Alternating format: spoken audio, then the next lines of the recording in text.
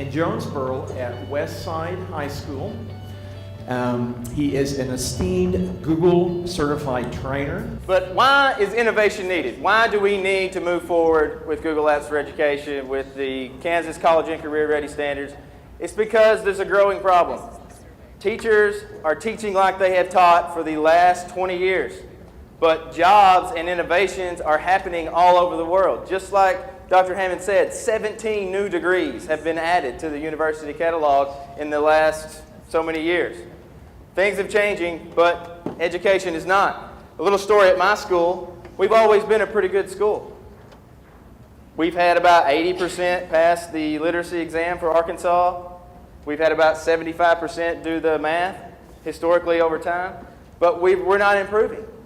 So let's talk a little bit about rapidly changing technology.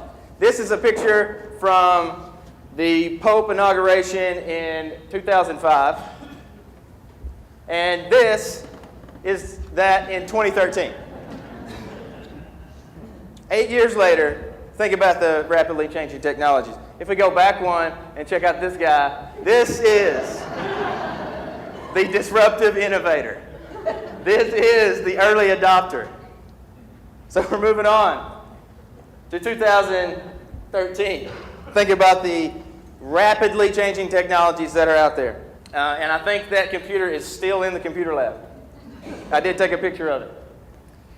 And then today, we can get a Chromebook for $184 that has access to all of the world's information and a suite of free Google Apps for Education software that can work on any device. But it's a valid point to make. Imagine what you go through when you try to become a disruptive innovator and when you try to push things forward.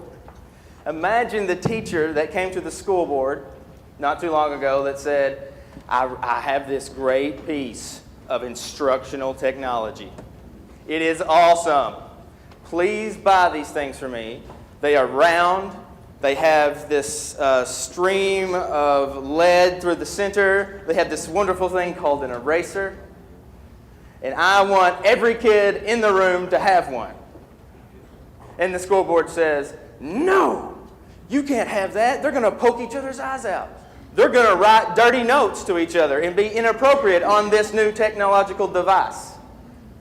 You can't have it. Fast forward 50 years, 60 years, 70 years. It's the same thing with instructional technology. Our high school just went one-to-one, 650 students. Every kid has a new Chromebook. They take that with them wherever they go to learn. Then you have open educational resources like Khan Academy, OER Commons, and Google Apps for Education. These things are free, and they're better than most paid things. Pearson could not do as good as Khan Academy. I would tell you right now, we're not going to buy any more textbooks, ever, because of open educational resources and getting true to differentiation, because you can't cover the material. You have to discover it. We want our students to be able to create, collaborate, and share what they learn with the world, not get through chapter 1 and have a test on Friday. I hate Fridays. Because when I was in school, we had a test every Friday. And it was probably over a worksheet that I did on Thursday.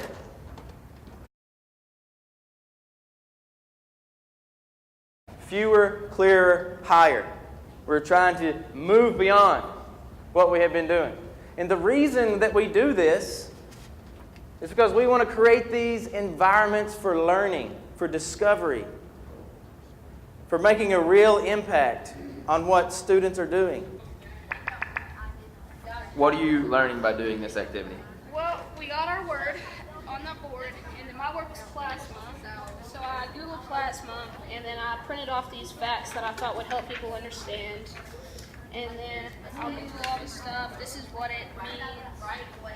And then we're going to use these and like tape them on the wall or something. And then when one of the other students doesn't know like what that word means, they can go and look so we can teach each other, which is cool. And then I'm gluing this here to make it look creative and fun. And so I'm learning a lot about plasma, and then I'll be able to learn about all these other scientific words from all my other peers. Yeah. That's one of my ninth graders. And he just so happens to be really good at that. And I went into his face, put the camera up. What are you learning by doing this? But he's one of the outliers. He just happened to know how to communicate and how to share the learning and make this happen in the classroom. But we've got to deliberately teach the other students that same set of skills from the beginning. This is a Harvard mind map of what the learning environments of tomorrow should look like. There's a lot of information up there, and we could spend a whole keynote just discussing what's happening here. This is in the presentation. You can have it. I just want to put out a few points. Teachers all the time, especially in my school, they feel like the learning is all on the teacher. We've got to let go of that. Take it off the responsibility of the teacher and put it on the students. If the teacher is working harder than the students, something is wrong. Kids use what is around them to learn. Give them the opportunity to have that. They need to have collaborative communities, just like a PLC. Wouldn't it be great if a student had a professional learning community or a personal learning network that they could rely on? And you may say, well, that's what study hall's for. No, that's not what study hall's for. That's not happening. So just take a few on that. And one thing about my state, if you look up here in the top right-hand corner, blended learning. Arkansas just passed a law that said every entering freshman in 14-15 must take an online learning course before they graduate. So that means that they're going to have to be given time, place, and path, and to find their own pace in a online learning environment. And that's what Fort Hays State University is doing, because they're one of the world leaders, top 20 in the world in online education, because they're doing something that's working. So students in Arkansas are going to be prepared for that. I encourage your leaders to do the same. And looking back at that, if you're one of those reluctant teachers or administrators that really don't push forward because it doesn't feel good, it's not supposed to feel good. Great things never come from comfort zones. You got to give till it hurts and give some more. Give till it feels good, because this is the reality. That student will retire sometime around 2080. What in the world will the world look like? The world economy, learning, the jobs that happen in 2080. 15 years ago, Google was a company in a basement. We cannot afford to let her go, because it's going to be rapidly, increasingly, exponentially growing. It is not just a linear growth. I'm a former math teacher, so I love the nerd stuff. And what the Kansas College and Career Ready standards say directly about technology and literacy. And I encourage you not to dive into the actual strands, the actual standard numbers. Don't even worry about that. I want my teachers and people to read the purpose why we are moving forward with this. This is from the commentary at the beginning of what the literacy standards say about students that are college and career ready or will become college and career ready. There's no standard there that says use the Pythagorean theorem to find the distance between 2 points in a line. That is in there, and every kid should know that. But you got to know why you want them to know that, and the deeper meaning, fewer, clearer, higher. They use technology and digital media strategically and capably.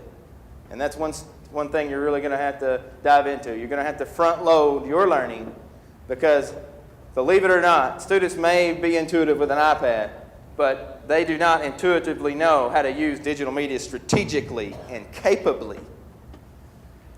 They employ thoughtful technology to enhance their reading, writing, speaking, and listening. Hello? Hey, Spencer, what's going on? Hey, man, how are you? I'm doing pretty good. I know you can't see me. I'm standing kind of out in front. You're live with about 300 educators from Kansas. Hello, 300 educators. This is Spencer Vaughn. He is a junior at Westside High School in Jonesboro, Arkansas, and this is one of those free collaborative tools that you can use if it's not blocked at your school. Yeah, hopefully you have a tech director that does not block this one. Yes, and it's blocked at our school. So I'm going around it, and don't tell this, Spencer. One of the students that knows how to do this, I hijacked their program, and I put it on this computer. So tell a little about yourself and what we're doing with Google Apps, and just a little bit about the Chromebooks. How do you feel about it? Well, as far as just one step at a time, well, first of all, I'm Spencer Vaughn, like you said. I'm 17. I'm a junior out here at Westside. I'm pretty involved with, well, basically everything there is to do here. Student council, CMD, I'm on our little tech team thing, drama, all that good stuff. And so I kind of get a first-hand thing of how everything's going around the school. I like to think so anyway. But Google Apps has just severely improved education here. It's amazing. As far as the teacher-to-student thing, Google Apps can allow me to directly communicate with any of my teachers basically any time that I need.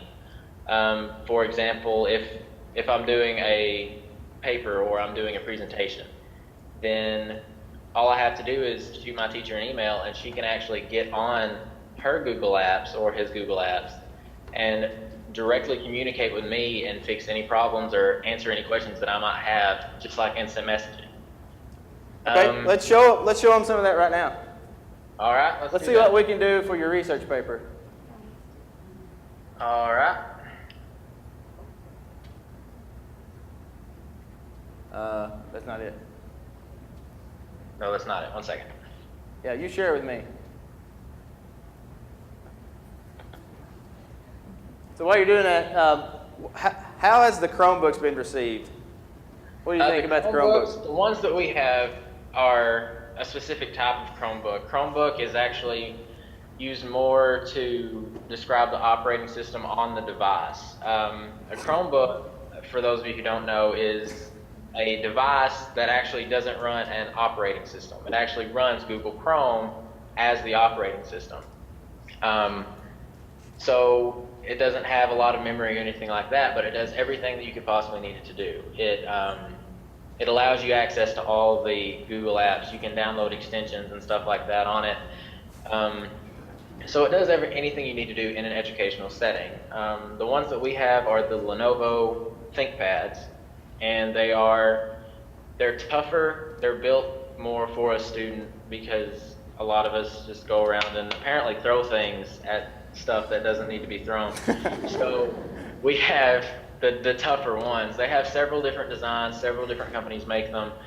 I thoroughly enjoy having a device though at school because I can, in classes, anywhere I'm at, I can work on my schoolwork. All right, well let's work on some schoolwork right now. All right. Okay, so we probably know a little bit about your political leanings. Yes. The federal government needs to butt out. So what we could do, Spencer, go ahead and make a comment or something on there. This is a live Google Doc that we can work on together. And obviously we're collaborating, communicating, and sharing our learning. Anchor Standard 6, right here. This is the reality of it, if you let them do it. Don't be like the school board that didn't let them have pencils. I'll tell you about that later, Spencer. Yeah, I haven't heard that one. You got to talk to me about that later. All right, so we can come in here and directly edit these. This paper, we can insert comments and say, nice title. Well, something's happening. Work on your bias. So he can take that comment and go back and collaborate with his other students or with his teacher and make this research paper better. He is no longer dependent only on himself but it's the collective wisdom of that group to help it out. Yes, sir, I'll be sure. All right, Spencer, I appreciate you. We're going to move on now. I only got about 10 minutes left, so. Oh no. I know, and I just now getting to the Hangouts portion. Well, you need to hurry up. I know, but they can come to my breakout, and we can go more, over more of this, and then a little bit more in depth. I get another hour there, so please come to that. All right, see you, Spencer. Thanks, I appreciate you. Thank you. Thank you, Graham. Thank you.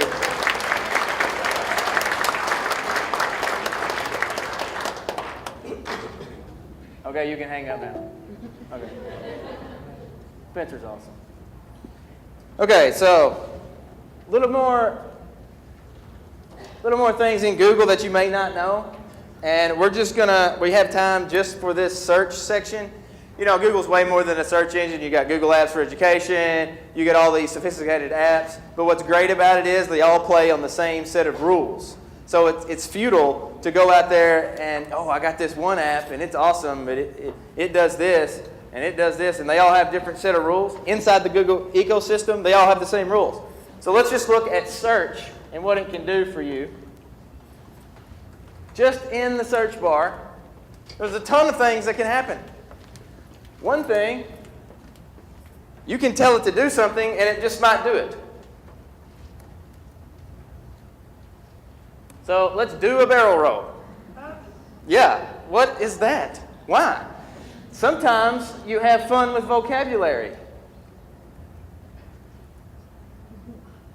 That's good. Yeah, they're just fun like that. And who wouldn't want to be part of a fun organization that does stuff like that? That's a real teaching moment. It is askew. Can anyone tell me why? You can do other things that are a little bit more important, like convert units. You know, we talk about light years, and students really have trouble with that because it's not a time, but it has year in the title, so it's actually a distance. So anybody out there have a beard? Let me get some hands. Okay, how long would you say your beard is, sir? 4 inches maybe? 3, let's go for 3 inches. Okay, I really want to know how long it took you to do that. So, let's do 3 inches in beard seconds. 3 inches in beard seconds is 15,240,000 beard seconds. It takes you that long to grow the average male 3 inches of beard. I have no idea why that's on there. But it's a really good segue into light years. Because it's not a time, it is a distance. So that's fun. And then there's other calculator things you can do.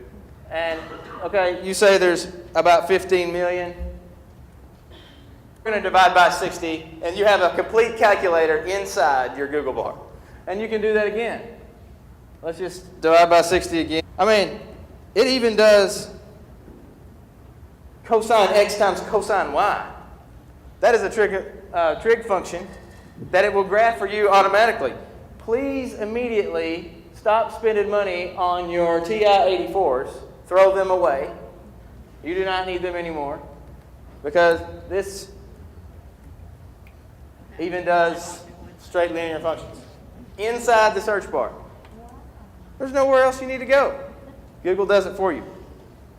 Also, you can play some fun games. I know they tailor their searches online to acquire useful information efficiently, and they integrate what they learn online with what they learn offline in the real world and know the difference between the two. They are familiar. This does not come standard. This is not in their minds. You are going to have to teach them this in order to realize the challenges of the Common Core, Kansas Core, whatever you want to call it. They have to become familiar with the strengths and limitations of these tools. And they can select the best tool for their suited communication goals. The internet is amazing. It has given us the world's information. But it's education's job and the student's job to be able to categorize, index, and choose the appropriate information and the appropriate tool for their given purpose. It's got to be focused. It can't be like a fire hose coming at you all at once. Imagine the ADD student in that scenario, because I am that person. It's difficult for me. I've got to have focus. They value evidence and cite it directly from the text. They respond to varying demands of audience, and this is where you got to go. It's got to be a blog, whether it be those varying demands of audience, whether it be a blog, a wiki, social media, a formal written letter, spoken communication, digitally or in person. They've got to know what demands they are needing to put on that so they can perform. They develop and respond analytically. They put effort into writing, short pieces, long pieces, and the key is time. They must be given time. Fewer, clearer, higher. You do not get there by covering it. You get there by discovering it. You get them by giving them time. And teachers, you've been given your license back to teach. You can really slow down. And that's some of the hardest things, because for so many years, with No Child Left Behind, it's been, we got to do it, we got to do it, we got to go, we got to go, we got to finish. The Google Apps for Education can do for you. This is Anchor Standard 6 in the writing portion. You cannot do this. It's impossible on Microsoft Office stored on a computer. You cannot use technology, including the internet, to produce and publish writing in collaboration and interaction with others. That is something that is a standard. It's an actual standard. This is not one of those commentaries that actually want you to do this. And no, teachers, collaboration does not mean cheating. It means thoughtful, collaborative work. Because the problems of tomorrow are too big for any one person to be able to solve. It's going to take collaboration. It's going to take deep thought to produce that. Sustain. And we really do this. You have to ask yourself this question every time you start a new endeavor. Is it best for students? And if it's not best for students, don't do it. And these are the students that we're talking about. We're talking about people, yes, and camo is a color. At my school, for sure. We're talking about these students that are getting their education from you, and you've got to be able to connect to them in their world. And you've got to do that by finding those open resources with differentiation, and there's no better place to start than Google Apps. So thank you for coming today. I will be in a session later. Thank you, Dr. Moody. I really appreciate your time.